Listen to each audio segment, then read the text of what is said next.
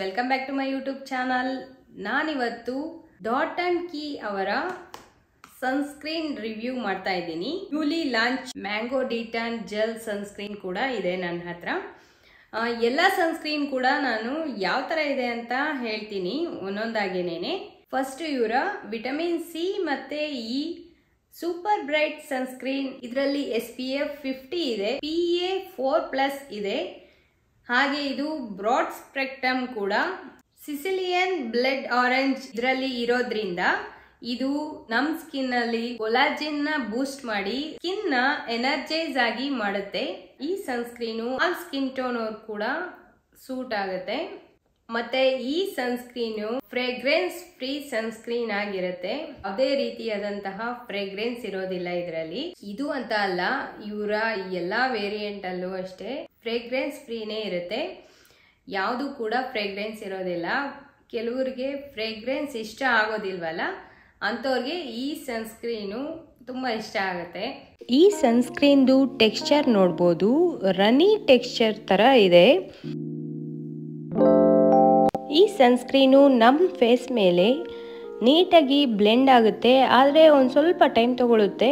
Blend ಆದಮೇಲೆ white cars ಆ ಥರ ಏನಿರೋದಿಲ್ಲ. ಹಾಗೆ ಇದು ನಮ್ಮ ಸ್ಕಿನ್ ಮೇಲೆ ಡ್ಯೂಯಿ ಫಿನಿಶ್ ಆಗಿ ಕಾಣುತ್ತೆ. ನೋಡ್ಬೋದು ಸ್ಕಿನ್ ಮೇಲೆ ಗ್ಲೋ ಇರುತ್ತೆ.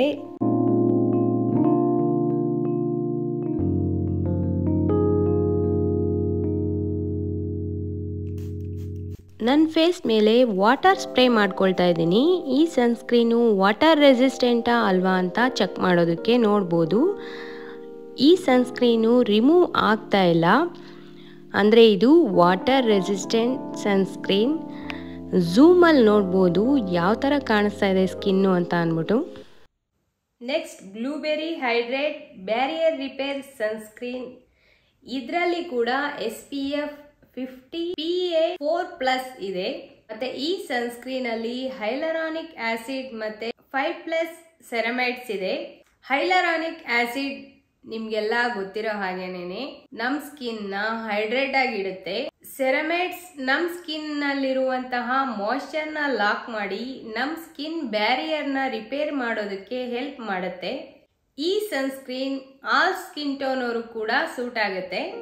ಈ ಸನ್ಸ್ಕ್ರೀನ್ದು ಟೆಕ್ಸ್ಚರ್ ನೋಡ್ಬೋದು, ಸ್ವಲ್ಪ ತಿಕ್ಕಾಗಿದೆ.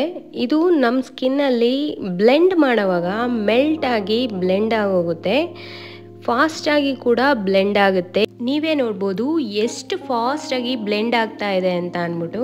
ಅಪ್ಲೈ ಮಾಡಿದ್ಮೇಲೆ ಫೀಲ್ ಮಾಡ್ಬೋದು ನಾನ್ ಗ್ರೀಸಿಯಾಗಿ ಇರುತ್ತೆ. ಹಾಗೆ ನಾವು ನಮ್ಮ ಫೇಸ್ ಮೇಲೆ ಹೈಡ್ರೇಟನ್ನ ಫೀಲ್ ಮಾಡ್ಬೋದು.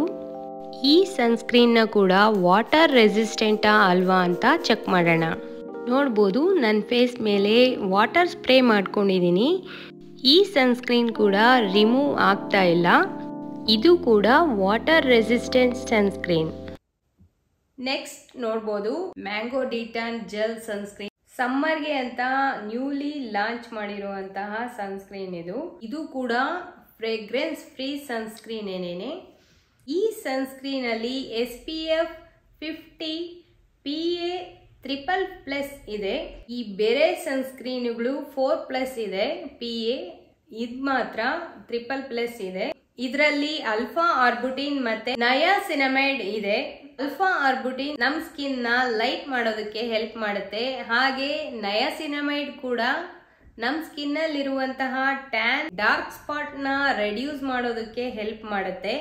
ಈ ಸನ್ಸ್ಕ್ರೀನು ಆಯಿಲಿ ಸ್ಕಿನ್ ಮತ್ತೆ ಕಾಂಬಿನೇಷನ್ ಸ್ಕಿನ್ ಇರೋರು ಯೂಸ್ ಮಾಡಿದ್ರೆ ತುಂಬಾನೇ ಚೆನ್ನಾಗಿರುತ್ತೆ.